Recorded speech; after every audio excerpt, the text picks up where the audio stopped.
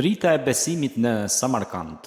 Në qytetin e lashtë të Samarkandit në zemër të rrugëve të mëndafshit, ku aromat e erëzave dhe ihona karavanve përzieshin në ajër, lullzoi njëherë një pranverë ndryshë nga të tjerat, pranvera e besimit. Ishte fillimi i shekullit të 8, kur ushtria e kalifatit Abbasit, e udhëhequr nga Kuaj me shtizat që ndriçonin në diell, mbërriti në portat e qytetit. Por përpara se të sillnin ushtim, sollën një thirrje, thirrjen e Islamit. Banorët e Samarkandit të rritur në hijen e Zoroastrizmit dhe Budizmit e pritën me hezitim këtë fe të re, por nuk kaloi shumë kohë derisa fjalët e urtësisë së Kur'anit filluan të përshkronin rrugicat e qytetit si ujë që gjen udhë përmes shkëmbinjve. Një ditë një djalosh i quajtur Jusuf, biri i një mjeshtri qilimash, dëgjoi për herë të parë imamin që lexonte Kur'an në oborrin e vogël pranë xhamisë së parë të ngritur në qytet. I mahnitur nga melodia e fjalëve, u ul në hije një fikusi dhe dëgjoi. Kur u kthye në shtëpi nuk mundi të flinte.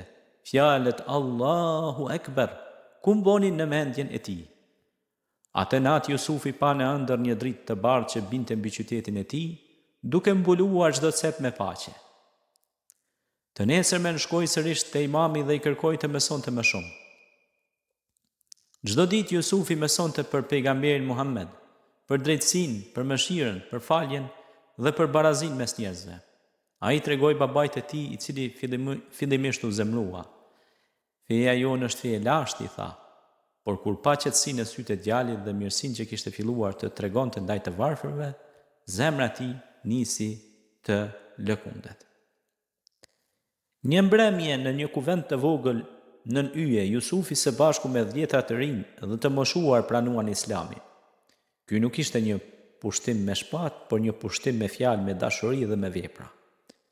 Banorët e Samarkandit nuk u detyruan, ata u thirrën, u mësuan dhe më pas zgjodhen. Qyteti nisi të ndryshoi. U ngritën medrese dhe hamame, shatërvane dhe biblioteka. Dietarë si Imam Buhariu, që më vonë do të bëjnë një prej figurave më të mëdha të Islamit, dolën nga kjo tokë e bekuar. Tregtarët që vinin nga larg sillnin me vete jo vetëm mallra, por edhe etjen për dijeni. Në Samarkand Islami u shndrua në pjesë të jetës, në mënyrën e të jetuarit, të menduarit dhe të falurit. Një nga xhamit më të bukura, ajo e Bibi Khanum, u ndërtua me dëshirën për të pasqyruar madhështinë e besimit.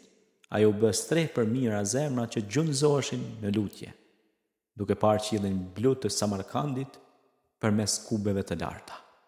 Por më i bukuri nga të gjithë ishte ndryshimi në zemrat e njerëzve, kur një i huaj mbërrinte në qytet dhe pyeste: "Çfarë ka ndodhur këtu?" Ata thoshin: "Këtu erdhi drita e Islamit, jo me zjarr, por me fjalë, jo për të prishur, por për të ndriçuar." Dhe ashtu Samarkandi u bë jo vetëm një pikë në hartë, por një burim drite për gjithë lindjen.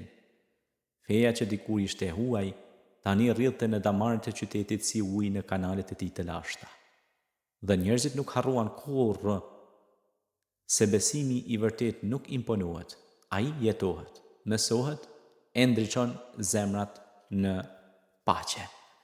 Ky pra është qytetërimi i Samarkandit. Një shembull se si u ndërtua një qytetërim dhe civilizim në dritën e besimit.